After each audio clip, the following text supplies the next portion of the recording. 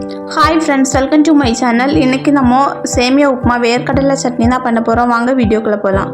ஒரு கடாய் எடுத்துக்கோங்க. ஒரு ஸ்பூன் நெய் ஊற்றிருக்கேன். கடுகு, உளுத்தம் பருப்பு, வேர்க்கடலை போட்டிருக்கேன். நல்லா பொரியட்டும். வற்றல் மிளகாய் சேர்த்துக்கோங்க. கறிவேப்பிலை சேர்த்துருக்கேன். ஒரு வெங்காயம் சின்னதாக கட் பண்ணி வச்சுருக்கேன், அதே போட்டிருக்கேன். ஒரு பச்சை மிளகாய் போட்டுக்கோங்க. வெங்காயம் வதக்கிக்கோங்க. உப்பு சேர்த்துக்கலாம்.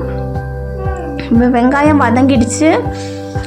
கட் பண்ணி வச்சுருக்க கேரட், பீன்ஸும் சேர்த்துக்கலாம். நல்லா வதக்கிக்கோங்க. இப்போ ஒரு மூடி போட்டு மூடி வைக்கலாம், வேகட்டும்.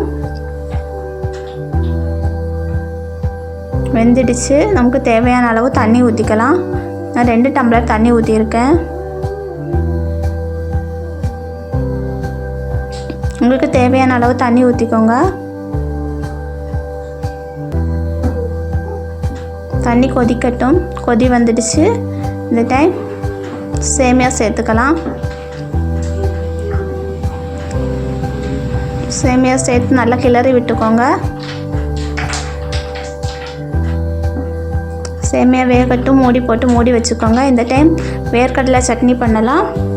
மிக்ஸி ஜார் எடுத்துக்கோங்க. தேங்காய், வறுத்து வைத்திருந்த வேர்க்கடலை, 2 பச்சை மிளகாய் சேர்த்துருக்கேன். சின்ன வெங்காயம் சேர்த்துக்கோங்க.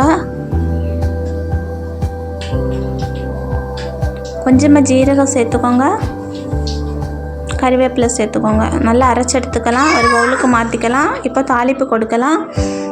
எண்ணெய், கடுகு, சின்ன வெங்காயம், கறிவேப்பிலை, வற்றல் மிளகாய் போட்டு தாளிப்பு கொடுக்கலாம்.